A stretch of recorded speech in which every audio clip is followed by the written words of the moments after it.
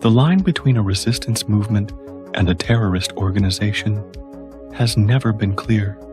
Across Africa, and indeed the world, one person's liberator is another person's terrorist. The difference is rarely moral. It is political, strategic, and often dictated by those who control the narrative.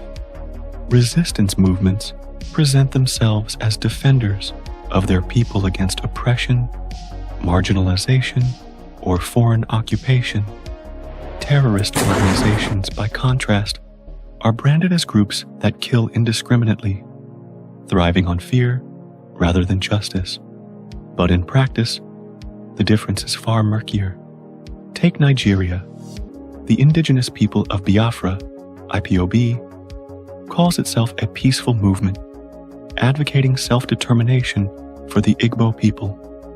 Yet, the Nigerian state has officially declared it a terrorist organization.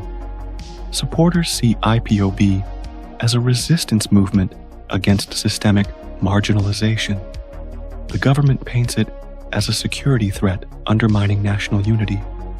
The label, resistance or terrorist, depends entirely on which side of the divide you stand. Or consider the movement for the emancipation of the Niger Delta, MEND. At its peak in the 2000s, it sabotaged oil pipelines, kidnapped expatriates, and disrupted Nigeria's multi-billion-dollar oil industry.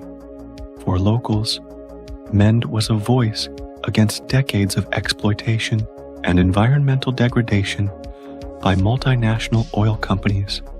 For Abuja and foreign investors, MEND was nothing short of a terrorist menace threatening the nation's economic lifeline.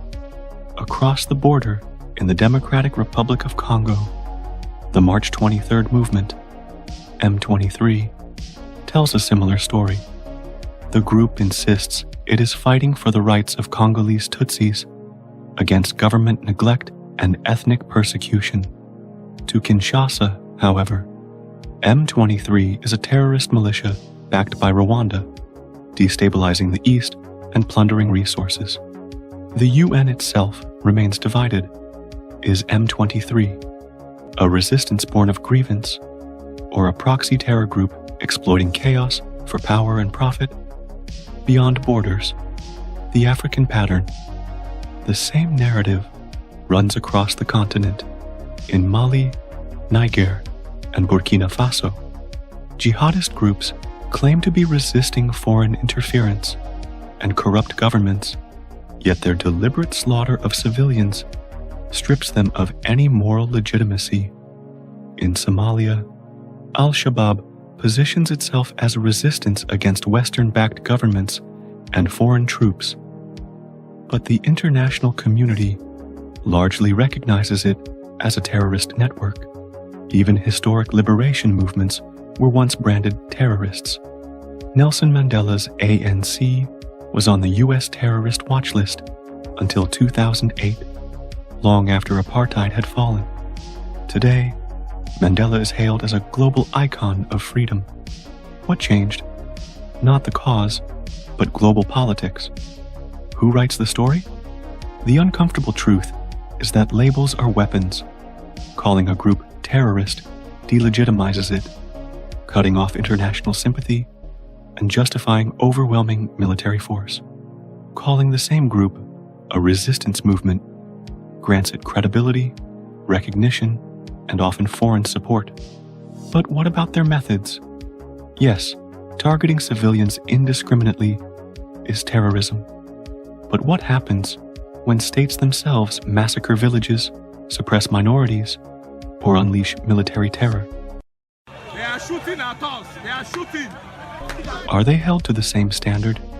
Rarely.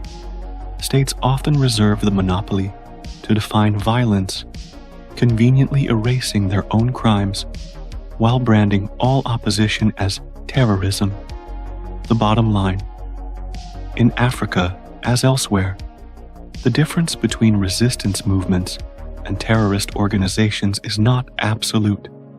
It is a battlefield of perception. IPOB is terrorist to Abuja, but freedom-seeking to its members. MEND was terrorist to oil companies, but a liberator to Niger Delta villagers. M23 is terrorist to Kinshasa, but defender to Congolese Tutsis. Ultimately, resistance movements fight to be remembered as liberators, while terrorist organizations are condemned as destroyers. But history has shown that the victor, not the victim, writes the story. And in that story, the label you wear, resistance fighter or terrorist, may depend less on your actions and more on who holds the pen.